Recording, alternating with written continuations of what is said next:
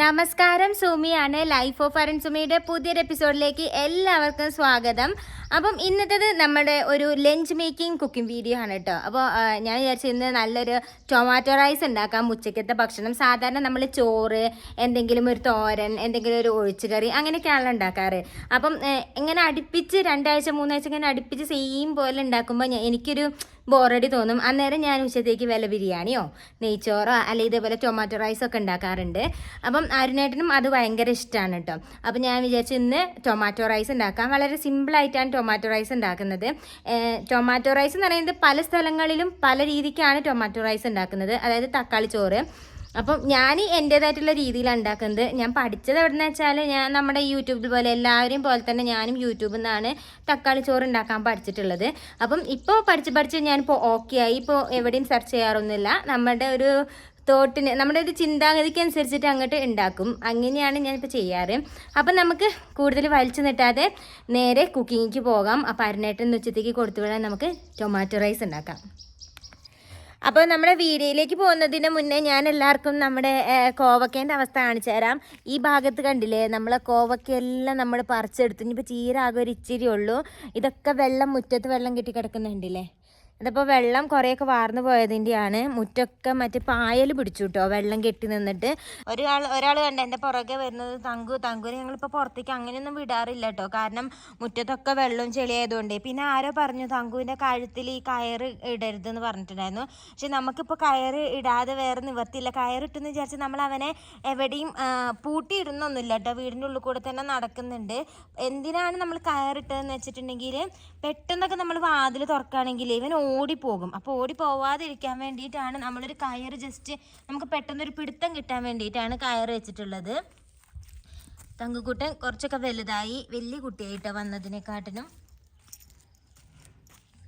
അപ്പോൾ അവിടെ നിന്ന് നമ്മൾ കോവയ്ക്കൊക്കെ പറിച്ചൊരു ചാക്കിലേക്ക് മാറ്റി വെച്ചിട്ടുണ്ട്. പക്ഷെ മാറ്റി വെച്ചിട്ടും എല്ലാം ഉണങ്ങിപ്പോയി. എനിക്ക് തോന്നുന്നു അത് കിളിർക്കുമായിരിക്കും, അതിൻ്റെ താഴത്തുനിന്ന് കമ്പെന്ന് പൊട്ടി മുളച്ച് വരുമായിരിക്കും എന്ന് വിചാരിക്കുന്നു. അപ്പോൾ നമ്മുടെ കൃഷിയൊക്കെ ഇങ്ങനെ ഇങ്ങോട്ടേക്ക് മാറ്റിയിട്ടുണ്ട്, ഒരു കമ്പൊക്കെ കുത്തി കൊടുത്തിട്ടുണ്ട്.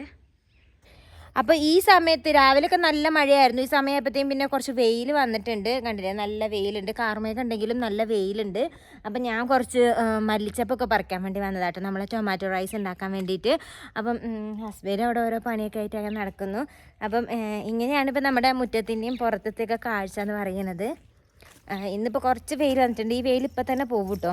പിന്നെ ഈ മണലൊക്കെ കണ്ടില്ലേ, ഈ വീടിൻ്റെ ഹൗസ് ഓണർ നമ്മുടെ മതിൽ കെട്ടാൻ വേണ്ടിയിട്ട് കൊണ്ടുവന്ന മണലായിരുന്നു. അപ്പോൾ മുറ്റത്ത് വെള്ളം നിന്നിട്ട് ഇവിടെ ഒരു പാട് കാണുന്നുണ്ടോ, ആ ഒരു പാട് വരെ ഫുള്ള് വെള്ളമായിരുന്നു കേട്ടോ മുറ്റമൊക്കെ.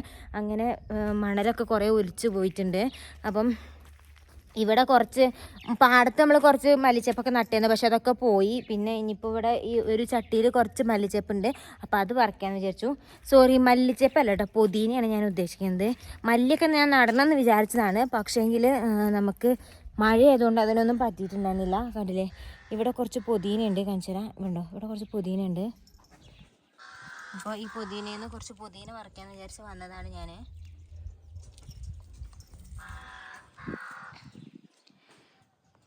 ഹസ്ബൻഡ് ഇവിടുത്തെ പുല്ലൊക്കെ വെട്ടുന്നുണ്ടോ, ഫുള്ള് കാട് വന്നേനെ, പെട്ടെന്നാണ് പുല്ലൊക്കെ വളരുന്നത്.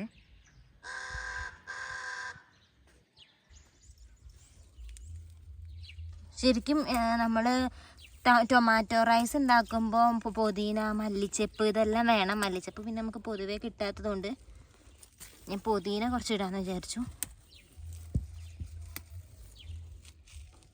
നമ്മുടെ റോസ ചെടിയിലൊക്കെ പൂക്കളൊക്കെ ഉണ്ടായിട്ടുണ്ട് കേട്ടോ. നല്ല ചുവന്ന റോസയുണ്ട്, റോസ് കളർ റോസയുണ്ട്. പിന്നെ ഇഷ്ടം പോലെ കാന്താരി ഞാൻ എല്ലാ വീഡിയോസിലും കാണിക്കാറുണ്ട്. ഇത് ഒരു വലിയ തരം കാന്താരിയാണിട്ടത്. അപ്പം നമുക്ക് നേരെ കുക്കിങ്ങിലേക്ക് കിടക്കാം. അപ്പം നമ്മൾ ടൊമാറ്റോ റൈസ് ഉണ്ടാക്കാൻ വേണ്ടിയിട്ട് കുക്കറിലാണ് ഞാൻ ഉണ്ടാക്കുന്നത്, പെട്ടെന്ന് ഉണ്ടാക്കാൻ വേണ്ടിയിട്ട്. അപ്പോൾ അതിന് വേണ്ടി ആവശ്യത്തിന് ഞാൻ കുറച്ച് നെയ്യ് ഒഴിച്ചു കൊടുത്തിട്ടുണ്ട്. അതിൻ്റെ കൂട്ടത്തിൽ കുറച്ച് സൺഫ്ലവർ ഓയിൽ കൂടെ ഒഴിച്ചു കൊടുത്തിട്ടുണ്ട്. നെയ്യും സൺഫ്ലവർ ഓയിലും കൂടി ചേർക്കുമ്പോൾ നല്ലൊരു ടേസ്റ്റാണ് കേട്ടോ. പിന്നെ കുറച്ച് ഗ്രാമ്പൂ, പിന്നെ ഏലക്കയും ഗ്രാമ്പൂ കറുവപ്പട്ട ഇതൊക്കെ നമ്മൾ എത്രയാണോ അരി എടുക്കുന്നത്, എത്ര ക്വാണ്ടിറ്റിയിൽ ഉണ്ടാക്കുന്നത് അതിനനുസരിച്ചിട്ട് വേണം ചേർക്കാൻ. അപ്പം ഗ്രാമ്പൂ ചേർത്തു, ഏലക്ക ചേർത്തു, കറുവപ്പട്ട ചേർത്തു, അതുപോലെ ഒരു വയനയിലയും കൂടി ചേർത്തിട്ടുണ്ട്.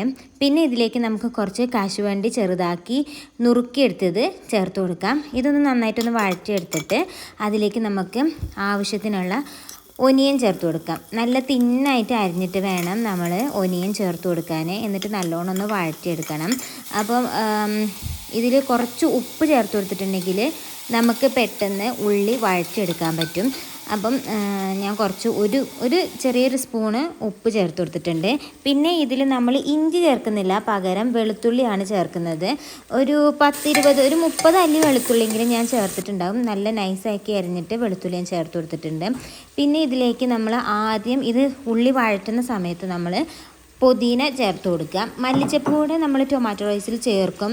നമ്മൾ അരിയൊക്കെ ഇട്ട് കഴിഞ്ഞ ശേഷം മല്ലിച്ചപ്പ് ചേർക്കും. അപ്പോൾ എൻ്റെ കയ്യിൽ മല്ലിച്ചപ്പ് ഇല്ലാത്തതുകൊണ്ട് ഞാനിപ്പം ഫസ്റ്റ് പുതിന ചേർത്ത് കൊടുത്തിട്ടുണ്ട്.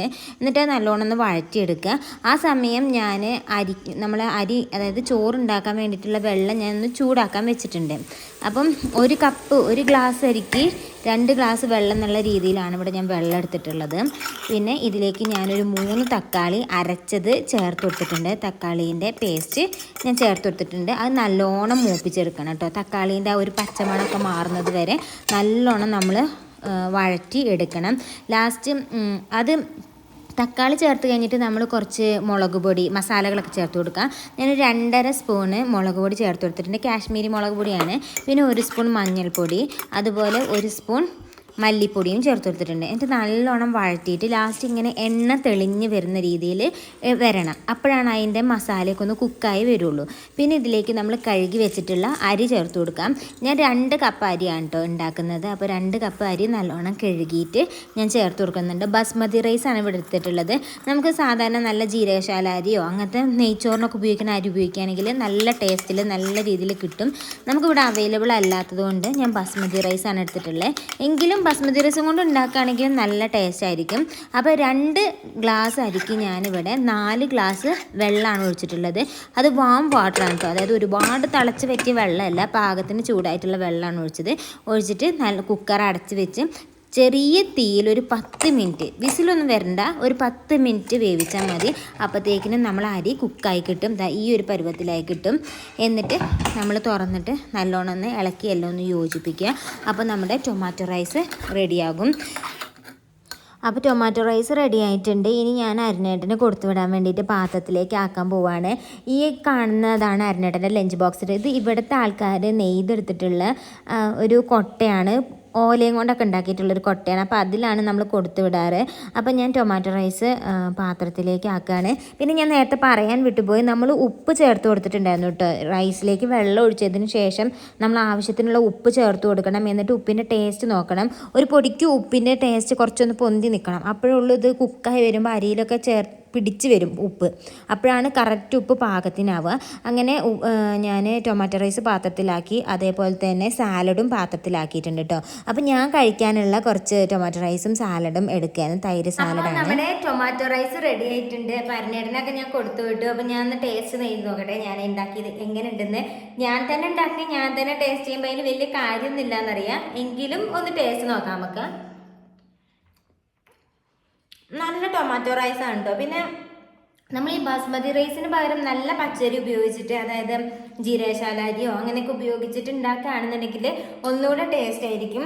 പിന്നെ ഈ ടൊമാറ്റോ റൈസിൻ്റെ കൂടെ നമ്മൾ ഈ തൈരുണ്ടല്ലോ, തൈര് സാലഡ്, അത് ടൊമാറ്റോ റൈസിൻ്റെ കൂടെ കൂട്ടി കഴിക്കണം. അപ്പോഴാണ് ഇതിനൊന്നുകൂടെ ടേസ്റ്റ് കൂടുക. നല്ല അടിപൊളി സാധനമാണ്. അപ്പം നമ്മുടെ ഇന്നത്തെ വീഡിയോ എന്ന് പറയുന്നത് ടൊമാറ്റോ റൈസ് ഉണ്ടാക്കുന്നതായിരുന്നു. അപ്പം എല്ലാവരും ഒന്ന് പരീക്ഷിച്ച് നോക്കണം കേട്ടോ.